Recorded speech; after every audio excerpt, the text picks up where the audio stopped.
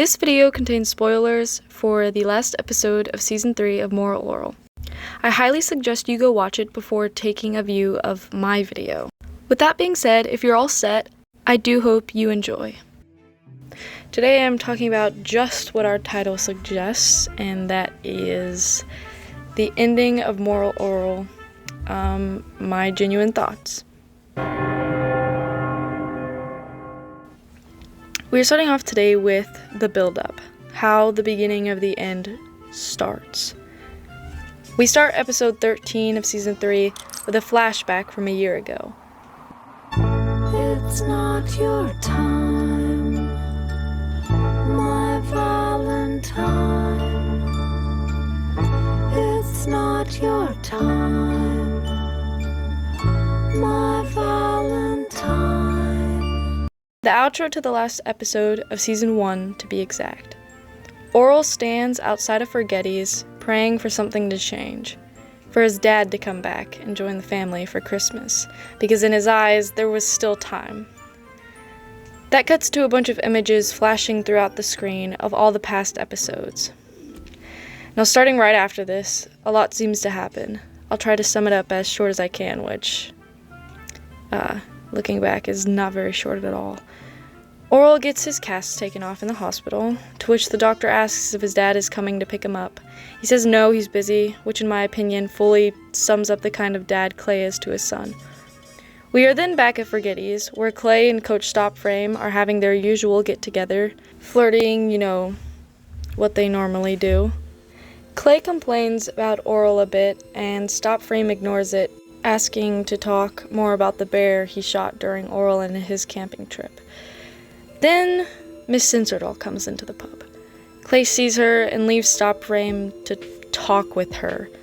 This supposedly about what happened between her and him when they were in the debate together, and she was running against him, which she did just to prove how easily controlled he could be.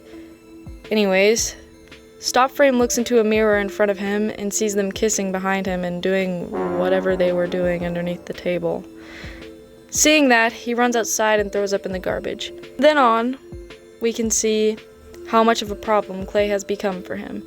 He can't stop seeing him in everything he looks at. Like, literally everything he looks at. Everyone in Morrilton has his face. Anywho, the very last and most prominent lesson Orel is set off to learn is to honor thy father. He wants to do this because, in his very own words, I just can't find anything to honor about him. He gets the advice from Reverend Putty to talk to someone who likes his dad the way a woman would like a jerk. It's an interesting way to go about it, but I can definitely see Reverend Putty's truth. Anyways, Putty gives him a clue. That is, of course, Coach Stopframe. Orel goes to talk with him, and Stopframe tells him they can talk about him over some hot cocoa after school. They end up spending the whole day together, both of them equally enjoying their company.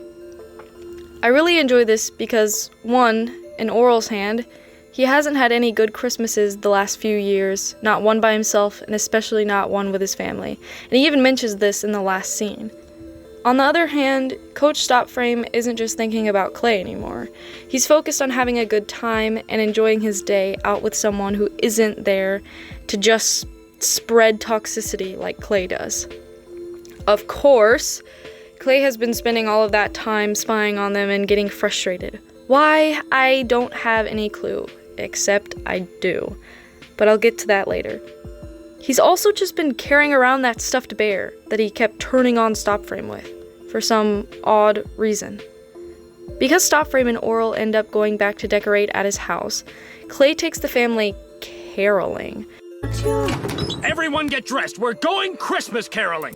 Which of course isn't for the family. It's so that he can spy on them once more and put a stop to what only cheer there is probably in all of Morrilton.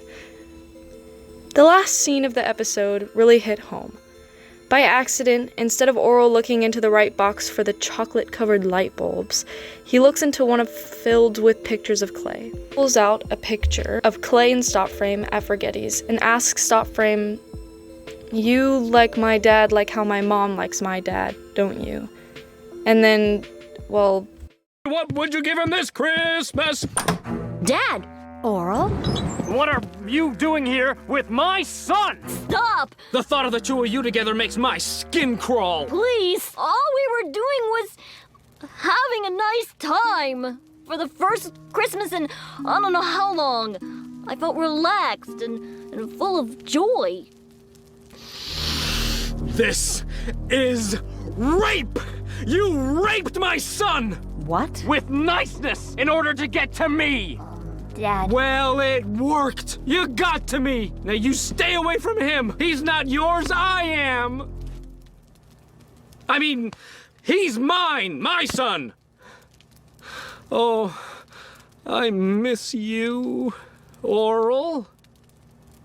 I need you in my life, Orel. And I love you. We should go. I love you. I love you. I love you. I love you. Orel? Come on, Dad. It's late. No! He's right. It's too late.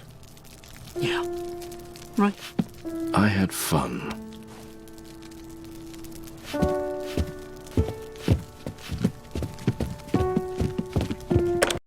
Hey, welcome back. Remember when I mentioned Clay spying on Orel and Stopframe and getting frustrated?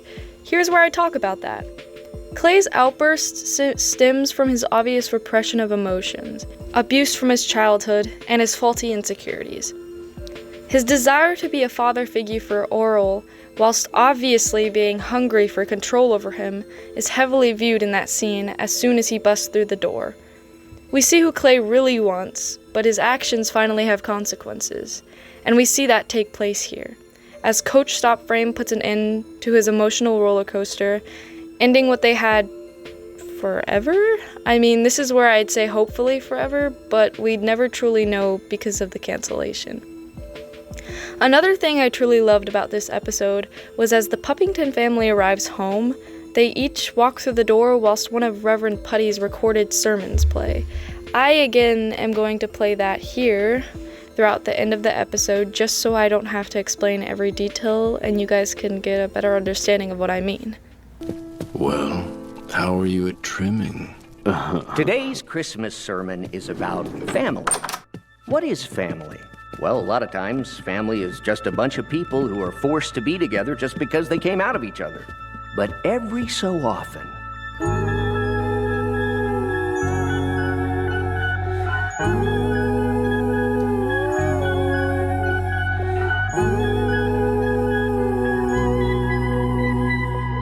a miracle happens. A loving family. Just like that, out of nowhere. Now, what causes this? A belief in God? A strong moral structure? Blind luck? Who knows? Who cares? You're not gonna get any answers out of me. I'm just a puppet for the big guy. I don't write this stuff. The end. Amen. Nah, who am I kidding? The end. What is family?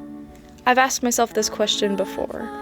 I have for sure dealt with some interesting moments where I think to myself, I'm never going to get away from this. And that is because they're my family. You cannot run away from blood, no matter how hard you try. After generations of abuse, from one father to the next, we finally see a change occur. Orel ended the cycle. Of course, this is an ending I like to see. It was most likely one of the best we could have gotten. I'll be commenting on the cancellation in a second. But seeing as Orel finally made a family of his own and got his good ending with what looks to be Christina was great. He even has pictures on the wall of Shapey and Block all grown up. Now, obviously, this ending had to be made due to the fact that Moral Orel was cancelled. Adult Swim was taking it off the air, and there was only one more season to be had to sum up the ending to the story. We were going to have so much more, and we were going to get to learn more about the rest of the characters in Moralton, as well as the real and more detailed ending to Orel's story, which I'm sure would have gone sort of similarly to what we got, but again, there would have been more build-up and detail revolving around it. So yeah, Moral Orel was summed up pretty quickly and felt very rushed.